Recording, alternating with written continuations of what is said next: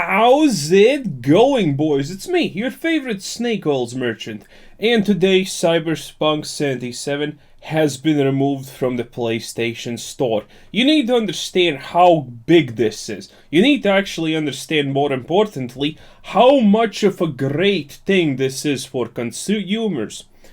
As it is probably not a secret because everyone, even with a half a brain, has caught on to it, Cyberpunk 2077 was known to be a mess. It was known that it's not gonna look good on Xbox, it was known it's not gonna look good and not gonna work good on any platform but PC, and even PC players still have issues depending on the setup. So, why is this the best thing that could have ever happened to consumers? Well, it doesn't matter what game it honestly is, the facts are simple. The game got released, the game got pushed, the developers knew it doesn't run good, the developers knew about all the bugs, and they could not fix it in time. But they still were releasing it to cash in money. The green stuff. Oh yes, boys. That is all what it all comes down to. And this is the best thing ever because, well, this is gonna force developers to think next time before they wanna cash in on the end of the year, all the seasons, all the glamour and whatnot. Oh yes, because you need to understand, if PlayStation is trying to get some good boy points by removing Cyberpunk from their platform, there is a huge possibility that Xbox will do the same. You know? There is absolutely a real huge possibility that Xbox will do the exact same thing. Because, well, those are the two competing platforms, and they want to look good. They want to be loved by people a little bit. So that is that. Honestly, this is the best thing that could have happened to consumers at all. I understand that some people want to play the game, can't blame you, but honestly, I have a question. I'm no PC expert, I'm no PlayStation console or whatever expert, but why do people choose to play these games on Xboxes and PlayStations, not on computers? There seemingly is no advantage. There's just a chance that you're gonna have a worse experience, in my opinion. Now, I'm not sure if that's true, and that's a legitimate question, because I do not know the technical stuff about these things. I only understand the marketing and finance stuff to a degree. So there you have it. It's gonna be amazing if Xbox also cancels them. That will literally set in stone the fact that companies are not going to be able to milk unfinished products. And you know what that means? That means that literally every AAA publisher that there is going to think twice before releasing a product they know is subpar. A product with deceptive marketing. A product that everyone's going to scream at shit. Companies are slowly going to start to understand that. Because, well, PlayStation and Xbox need one thing. They need to be loved by the people. Because, in my opinion, it's definitely no secret that we are slowly coming to an age where there's going to be a new PC Xbox release every single year. They're going to upgrade it every single year. Or alternatively, they're going to make their designs that they can release a new design every 2 years, per se. But the previous year's design will have, like, slots or something to just, like, you know, you can take it to upgrade, you can buy extra parts, and it's gonna cost a lot of money and so on, but it will be able to run new things easier, and so on. At least that's my opinion. I don't know. Maybe they already do this, but again, I'm not exactly good at the technical know-how wizardry of computers, PlayStations, Xboxes, GameCubes, and all of those things. But I do think financially we are definitely moving in that sort of direction. Or we're most likely already there. I do kind of vaguely remember something about Xboxes a long time ago when they just had like extra slots already ready. So you can upgrade the machine so it works better with the newer releases. And that, in my opinion, is also financially a better choice. than to force people to buy a new console every year. Because sooner or later we're gonna completely move to one of these scenarios: a new console every year to be up to date, or alternatively a console every 2 or 3 years, and you can update the previous one. But updating the previous one is essentially like 50% of buying an exactly new one. It's gonna be interesting to see how that turns out. But yeah, after everything, CD Projekt Red is fucked. Is this honest? This is an honest question. Is this the natural way every company that has done good will evolve and die off to?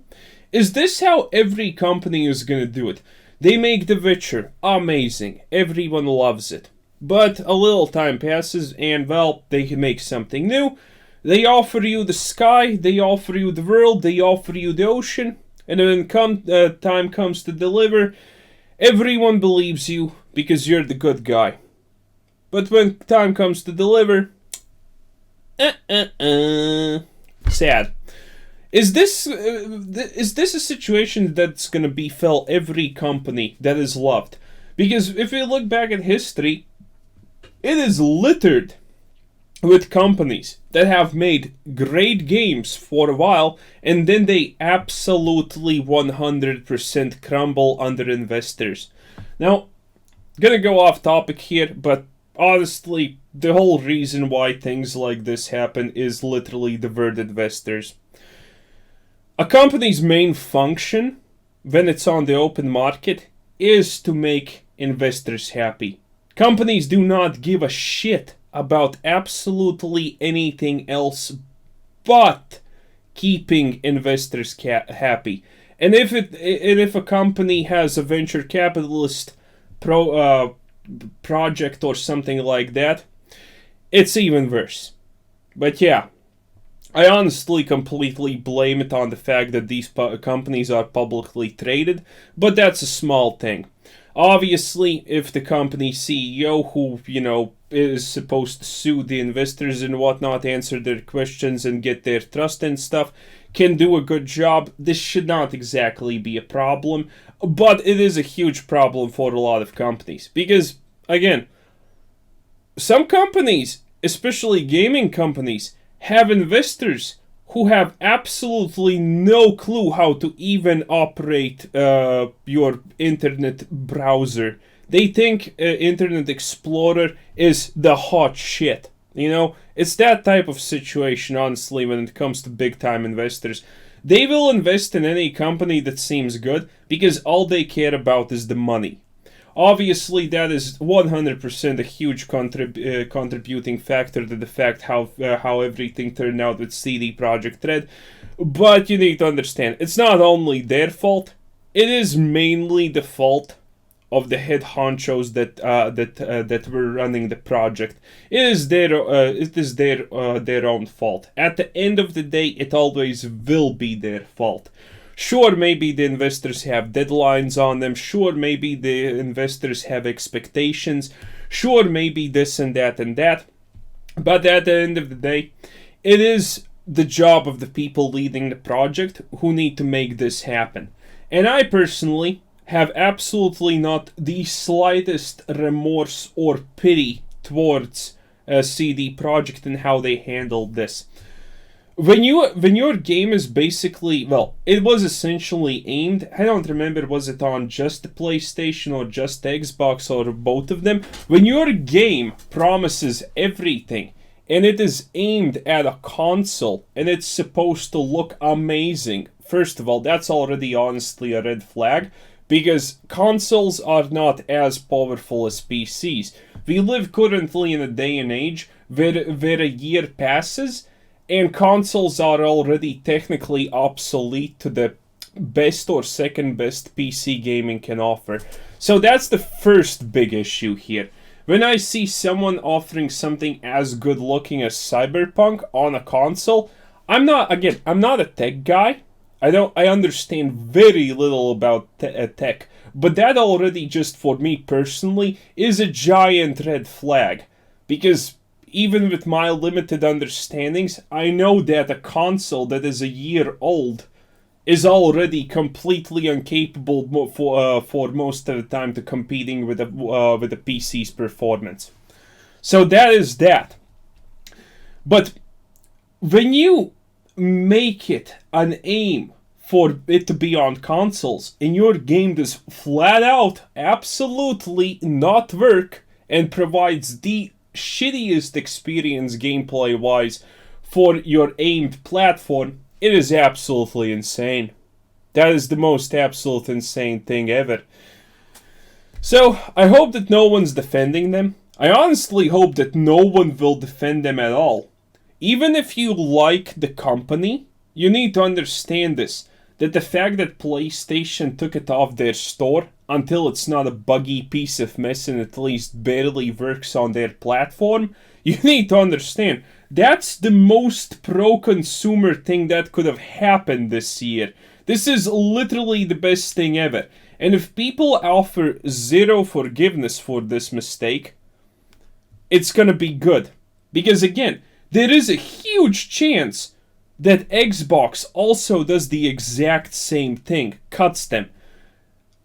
There is a huge chance that a lot of platforms are gonna cut Cyberpunk off of their list of sold things. Because it's just gonna look good for them.